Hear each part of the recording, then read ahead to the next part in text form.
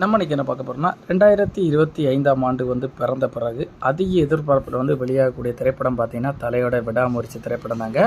இந்த திரைப்படத்தோட ட்ரெய்லர் தற்போதைக்கு வெளியாகி ரசிகர் மத்தியில் நல்ல வரவேற்பு பெற்றுக்கொண்டு வருதுன்னு உங்கள் எல்லாருக்குமே தெரியும். சில பல நிமிடங்களிலே 1 மில்லியன் வியூஸை கடந்து செஞ்சுட்டுருக்குதாங்க நம்ம சொல்லி ஆகணும். தற்போதைக்கு பார்த்தீங்கன்னா அஜித் குமார் விடாமுயற்சி திரைப்படம் மற்றும் குட் பேட் ஓக்லி அப்படி சொல்கிற 2 திரைப்படத்தில் பிஸியாக நடித்து முடிச்சிருக்காருங்க. தற்போதைக்கு அவர் கார் ரேஸிலுமே துபாயில் 3rd ப்ரைஸ் பெற்று அதுவுமே சோசியல் மீடியாவில் ரொம்பவுமே வைரலாக இருந்துன்னு உங்கள் எல்லாருக்குமே தெரிஞ்ச விஷயம் தாங்க. அந்த வகையில் விடாமுயற்சி திரைப்படம் பொங்கலுக்கு வெளியாக இருந்த நிலையில் தற்போதைக்கு தொழில்நுட்ப காரணத்தினால சில பல காரணத்தினால லைக்கா நிறுவனம் அந்த திரைப்படத்தை தள்ளி போட்டிருக்காங்க. தற்போதைக்கு அந்த படத்தோடைய ட்ரெய்லர் வெளியாகி ரசிகர் மத்தியில் நல்ல வரவேற்பு கிடைக்கப்பட்டிருக்குங்க. இந்த திரைப்படத்தில் சாங் இருக்கோ இல்லையோன்னு தெரிலங்க. ஃபுல் அண்ட் ஃபுல் ஃபைட்டு சம்பவம் கிரிமினல் சம்மந்தப்பட்ட வெளிநாடு ஃபாரினில் மையமாக வச்சு தாங்க இந்த திரைப்படத்தை எடுத்திருக்காங்க.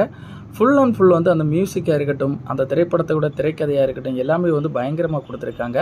நமக்கு இந்த படத்தோட ட்ரெய்லர் புரிஞ்சிருக்கோ இல்லையோன்னு தெரிலங்க. ஆனால் கதைத்தெல்லாம் கண்டிப்பாக புரியறதுக்கு வாய்ப்புகள் அதிகங்க. ஏன்னா வெளிநாடு சம்மந்தப்பட்ட இதுன்னு சொன்னாலே ஏதாவது கடத்தல் முறை இந்த மாதிரிப்பட்ட கான்செப்டில் ஏதாவது பண்ணியிருப்பாங்க. அஜித் அதை வென்று முடிக்கிற மாதிரிப்பட்ட கான்செப்ட் மையமாக தாங்க வச்சுருப்பாங்க.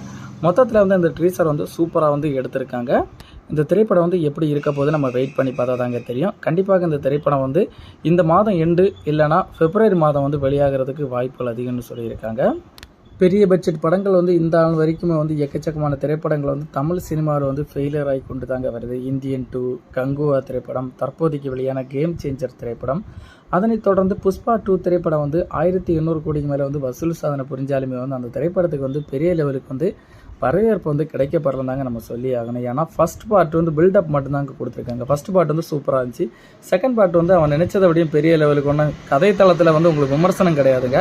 ஆனால் பில்டப் மூலம் 1800 கோடிக்கு மேலே இந்த திரைப்படம் ஓடி இருக்குதாங்க நம்ம சொல்லி ஆகணும்.